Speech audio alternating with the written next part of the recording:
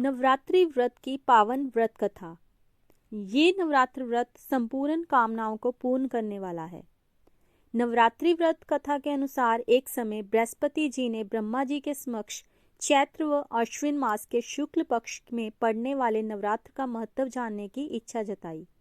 इन्होंने कहा, इस व्रत का क्या फल है, इसे किस प्रकार किया जाता है, सबसे पहले इस व्रत को किसने किया, ये सब विस्तार से कहिए।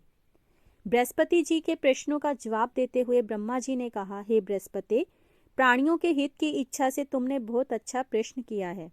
जो इंसान मनोरथ पूर्ण करने वाली माँ दुर्गा, महादेव, सूर्य और नारायण का ध्यान करता है, वे धन्य हैं।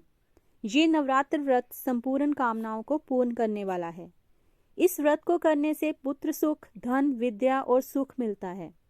इस व्रत को करने से रोग दूर हो जाता है, घर में समृद्धि की वृद्धि होती है, बंझिया को पुत्र प्राप्त होता है, समस्त पापों से छुटकारा मिल जाता है। जो मनुष्य इस नवरात्र व्रत को नहीं करता, वह अनेक दुखों को भोगता है।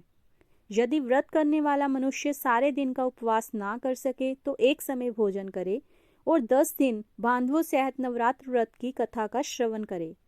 हे बृहस्पति, जिसने पहले इस महाव्रत को शुरू किया, मैं कथा वो तुम्हें सुनाता हूँ।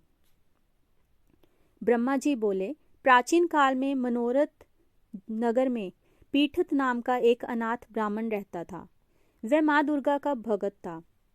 उसे संपूर्ण सद्गुणों से युक्त सुमति नाम की एक अत्यंत सुंदर कन्या उत्पन्न हुई। वह कन्या अपने पिता के घर में अपनी सहेलियों के साथ क्रीड़ा करती हुई इस प्रकार बढ़ने लगी जैसे शुक्ल पक्ष में चंद्रमा। उसका पिता प्रतिदिन जब दुर्गा की पूजा करके होम किया करता, वह उस समय नियम से वहां उपस्थित रहती। एक दिन सुमति भगवती के पूजन में उपस्थित नहीं हुई। उसके पिता को पुत्री की ऐसी असावधानी देखकर क्रोध आया और वह पुत्री से कहने लगा, अरे दुष्ट पुत्री, आज तूने भगवती का पूजन नहीं किया, इस कारण मैं किसी कुष्ठ रोगी या दरिद्र मनुष्य के साथ तेरा विवाह करूंगा।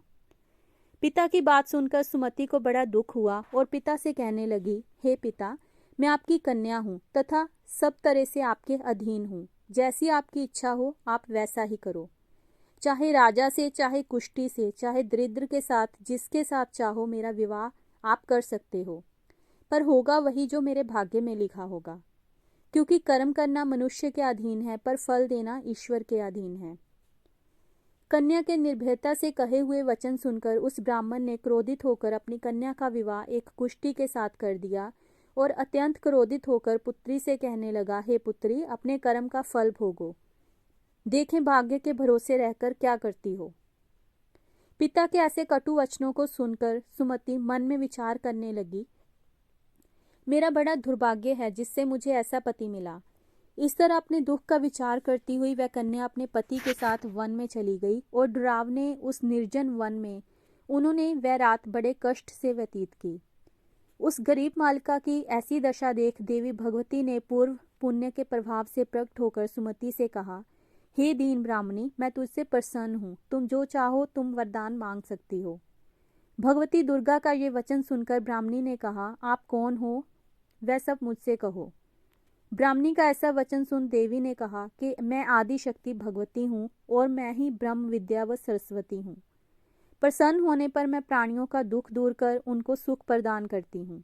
हे ब्राह्मणी, मैं तुझ पर तेरे पूर्व जन्म के पुण्य के प्रभाव से प्रसन्न हूँ। तुम्हारे पूर्व जन्म का वृत्तांत सुनाती हूँ, सुनो। तू पूर्व जन्म में निषाद की स्त्री थी और अति पतिव्रता थी। एक दिन तेरे पति निषाद ने चोरी की। चोरी करने के कारण तुम दोनों को सिपाहियों ने पकड़ लिया और जेल खाने में कैद कर दिया। उन लोगों ने तुझको और तेरे पति को भोजन भी नहीं दिया। इस प्रकार नवरात्र के दिनों में तुमने ना तो कुछ खाया और ना ही जल पिया। इस प्रकार 9 दिन तक नवरात्र का व्रत हो गया। हे ब्राह्मणी, उन दिनों में जो व्रत हुआ, उस व्रत के प्रभाव से प्रसन्न होकर मैं तुझे मनोवांछित वर देती हूँ। तुम्हारी जो इच्छा हो सो मांगो। इस प्रकार दुर्गा के वचन सुन ब्राह्मणी बोली, अगर आप मुझ पर प्रसन्न हैं तो हे दुर्गे, मैं आपको प्रणाम करती हूँ। कृपा करके मेरे पति का कोढ़ दूर करो। देवी ने कहा, उन दिनों तुमने जो व्रत किया था, उस व्रत का एक दिन का पुण्य पति का कोढ़ दूर करने के लिए अर्पित करो। उस पुण्य के प्रभाव से तेरा पति ठीक हो जाएगा। इस प्रकार देवी के वचन सुनकर वह ब्राह्मणी प्रसन्न हुई और पति को निरोग करने की इच्छा से जब उसने तथास्तु ऐसा वचन कहा, तब उसके पति का शरीर भगवती दुर्गा की कृपा से कुष्ठ रोग से रहित हो गया।